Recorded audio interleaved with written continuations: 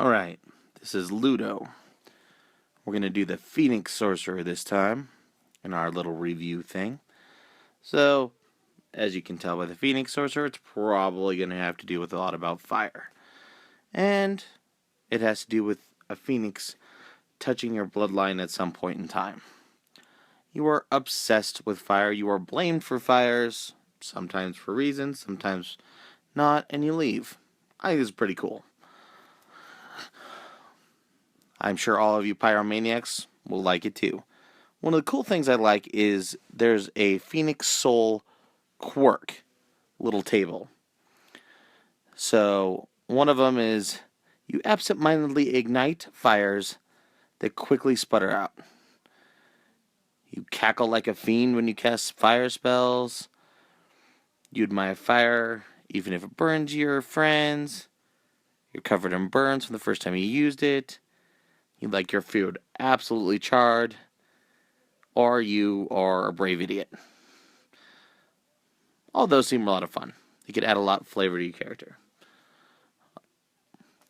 But one of the cool things about this ability, this thing is it is absolutely centered around the Phoenix losing control. One, you have the Ignite ability, so instead of pulling up tinder or whatever, you can use an action to just light any flammable thing on fire. Drapes, torch, you name it, as long as it's flammable.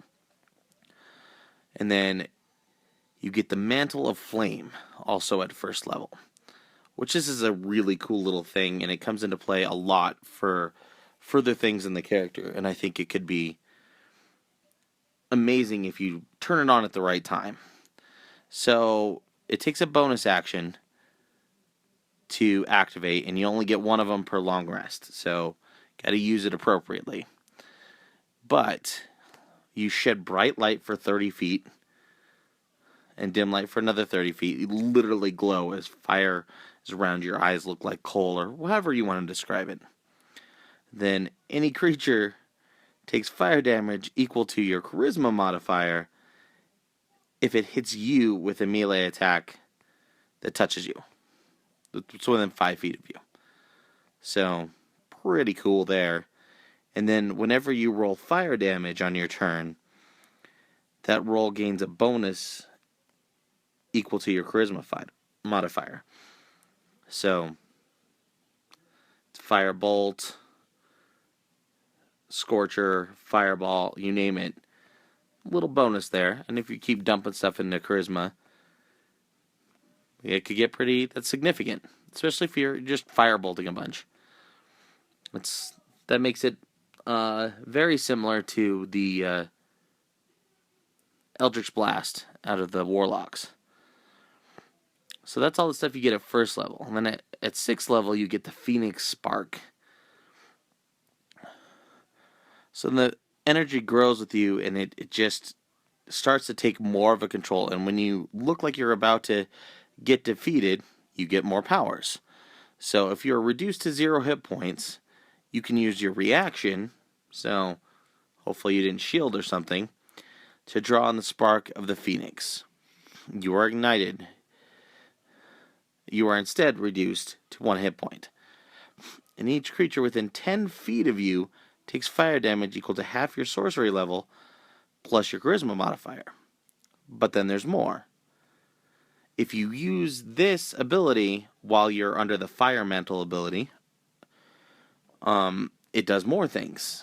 Instead, it deals fire damage equal to your sorcerer level, not half, and it doubles your charisma modifier to every creature within 10 feet of you. So you could literally ignite your friends on fire. So maybe they should have protected you or stayed away from you. And that also recharges at a long rest. So kind of a long rest sorcerer here, but that's alright. At 14th level, the fire just literally feeds you. So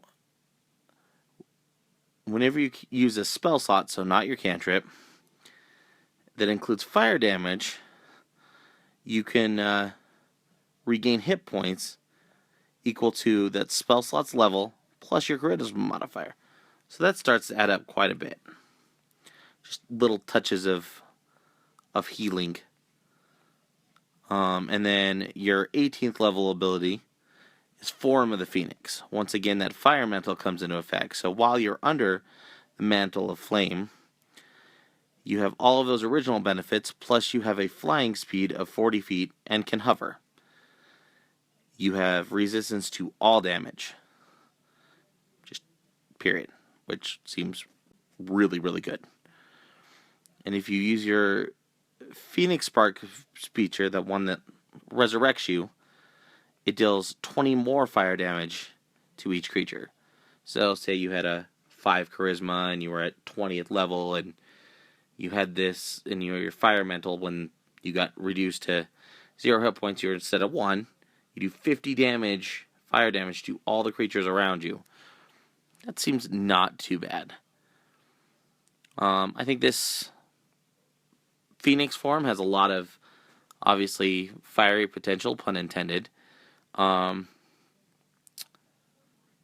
It doesn't excite me as much as some of the other ones. I would definitely play it for a little bit, even though I'm not a huge sorcerer fan.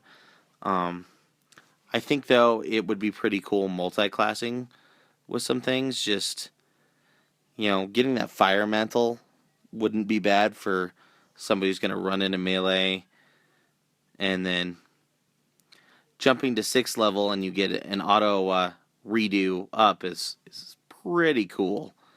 I don't know if I'd go any higher if I was going to multi-class. Just because you probably aren't launching enough fire spells to use the healing of the 14th level ability, plus it's pretty up there. But tell me what you think. What do you envision a character like this being like? What background? Other things like that. The more we share, the bigger the community we get. Thanks for listening.